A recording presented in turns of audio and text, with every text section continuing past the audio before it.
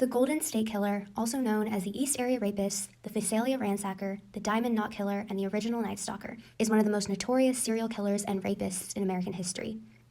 During the 1970s and 80s, he was responsible for at least 13 murders, 50 rapes, and 120 burglaries across the state of California. Despite investigation by the FBI and police in several jurisdictions, the killer managed to evade capture for decades. After his crimes came to a sudden stop in 1986, the case went cold, and the investigation of his crimes eventually came to a stop.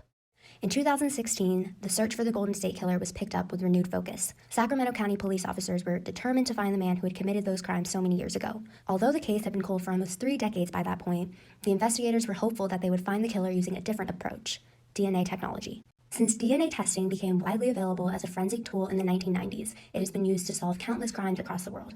A study comparing investigations that used only traditional police practices to investigations in which DNA evidence was also collected and analyzed found that when DNA was analyzed, more than twice as many suspects were identified, twice as many suspects were arrested, and more than twice as many cases were accepted for prosecution. They also found that suspects were 5 times more likely to be identified through DNA evidence than through fingerprints. The Combined DNA Index System, or CODIS, is the FBI's joint database of DNA profiles from the local, state, and national level. As of 2021, CODIS contains over 20 million DNA profiles and has assisted in more than 500,000 investigations across the U.S. since its creation. However, there are some limitations to the effectiveness of CODIS in aiding criminal investigations.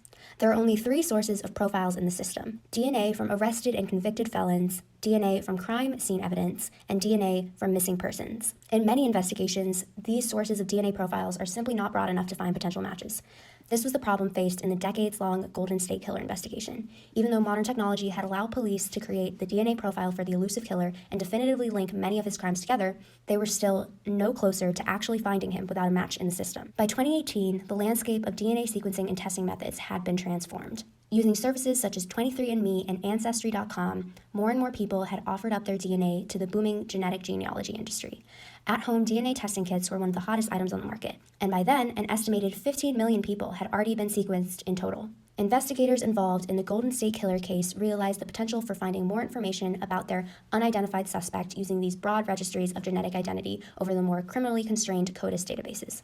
They were not expecting the man who had committed these crimes and had evaded capture for decades to have willingly offered up his DNA to these companies, but instead were hoping that they might find a relative with enough shared DNA to help narrow their search. By working with a smaller company called GED Match, which provides services to compare DNA files from different testing companies for the purpose of finding distant relatives, investigators were finally able to find new leads on the elusive killer. Although the GED Match database only contained about 1 million profiles at the time, it revealed several relatives who were the equivalent of third cousins to the Golden State Killer. Using a combination of genealogical records, approximate age, and crime locations, investigators were finally able to home in on a single person who could have committed those crimes. The man was Joseph DeAngelo, someone who had never even crossed the investigators' radar as a possible suspect.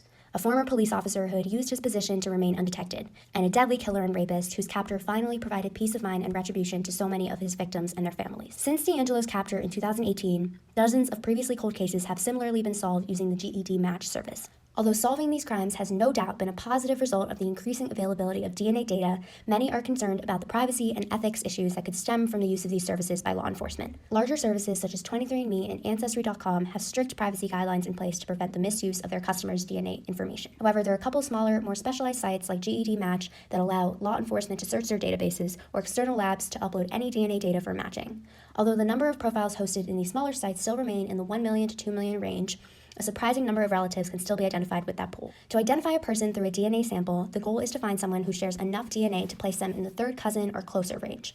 For most people, the number of relatives in this group is close to 800 people.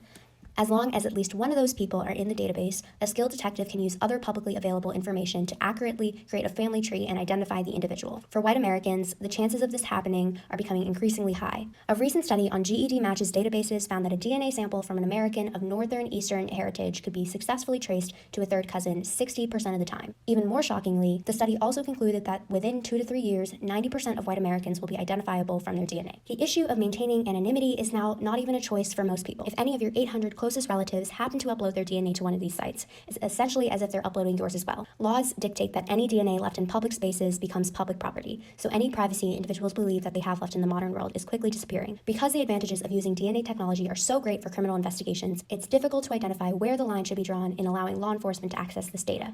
However, it is clear that we must begin to understand and address these issues before it is too late, and it becomes impossible to maintain the privacy of the single most identifiable piece of information about yourself.